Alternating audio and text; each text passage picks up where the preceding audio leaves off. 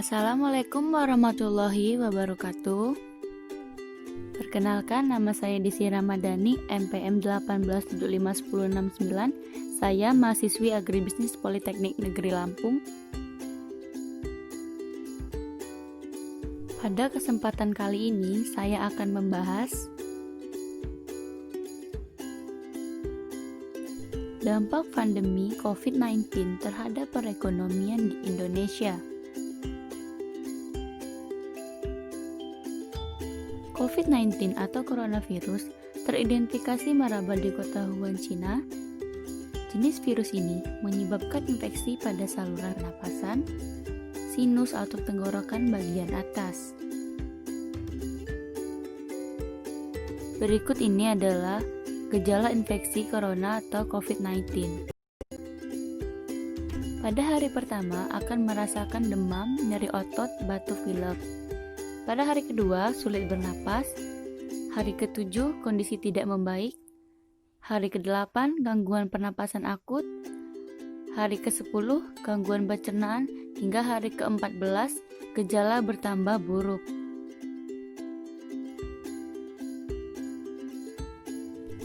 Berikut ini adalah cara mencegah COVID-19.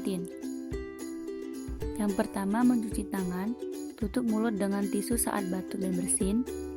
Hindari menyentuh wajah. Menggunakan masker. Hindari keramaian dan kontak dengan orang sakit. Penyebaran virus corona mengakibatkan penurunan pertumbuhan ekonomi, penghentian impor, penghentian penerbangan. Sektor pariwisata terpengaruhi kenaikan harga bahan pangan dan kenaikan harga batu bara. 3 sektor yang terpengaruh akibat virus corona atau COVID-19. Yang pertama, sektor pariwisata. Wisatawan Cina terbesar kedua pada tahun 2019, yaitu 2,1 juta kunjungan, 12% dari total kunjungan turis asing. Yang kedua, sektor investasi. PMA Cina terbesar kedua pada tahun 2019, nilainya 4,7 miliar atau 64,4 triliun, 16,8% dari total PMA. Dan yang terakhir, sektor perdagangan. Cina mitra perdagangan Indonesia pada tahun 2019. Ekspor non-migas sebesar 16,7% dan impor non-migas sebesar 30%. Kebijakan yang dilakukan pemerintah yaitu 1. Menyediakan layanan hotline, 2. Menghentikan penerbangan, 3. Larangan impor.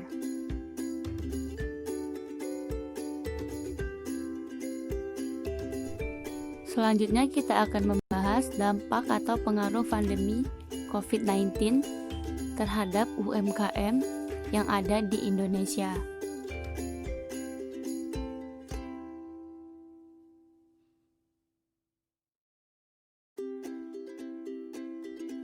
UMKM merupakan usaha produktif yang dimiliki perorangan maupun badan usaha yang telah memenuhi kriteria sebagai usaha mikro.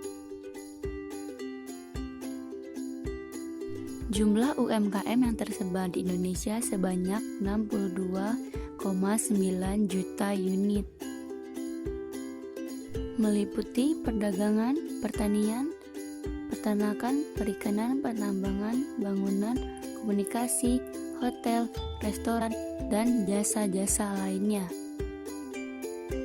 Perkembangan UMKM di Indonesia tidak lepas dari faktor yang mendorong majunya pertumbuhan UMKM di Indonesia, yang didukung pemanfaatan fasilitas teknologi, informasi, dan komunikasi, kemudahan peminjaman modal. Semenjak wabah COVID-19 ini merebak di Indonesia, UMKM menjadi salah satu subsistem yang terdampak secara signifikan, terutama usaha berskala mikro. Kementerian Koperasi dan UMKM merilis data 1.332 18 provinsi mendapatkan dampak negatif akibat COVID-19. Para pelaku UMKM juga mengaku kesulitan mendapatkan bahan baku karena dibatasi dan mengakibatkan meningkatnya biaya impor. Tercatat ada sekitar 63 koperasi dan UMKM, 6% mengeluhkan kesulitan dalam bahan baku. 141 koperasi dan UMKM, 12% mengeluhkan bahwa mereka mengalami masalah dalam permodalan.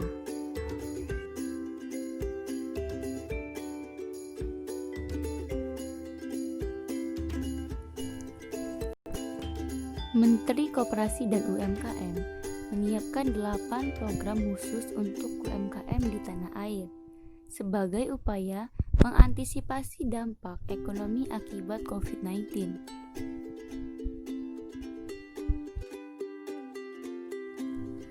Yang pertama, mengajukan stimulus daya jual beli produk UMKM, 2 program belanja di warung tetangga, 3 program restrukturisasi dan subsidi suku bunga kredit usaha mikro, 4 restrukturisasi kredit yang khusus bagi koperasi melalui LPBD UMKM. 5. Mendorong penyediaan masker untuk semua. 6. Upaya memasukkan sektor mikro dalam klaster penerimaan kartu prakerja untuk kerja harian.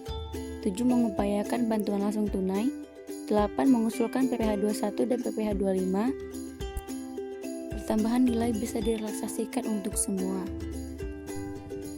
Kesimpulan, COVID-19 ini membuat perekonomian Indonesia, bahkan perekonomian negara melemah.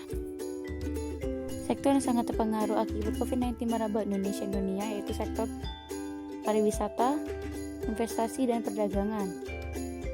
Semoga bermanfaat. Jangan lupa jaga kesehatan dan jaga kebersihan. Sekian dari saya ucapkan terima kasih.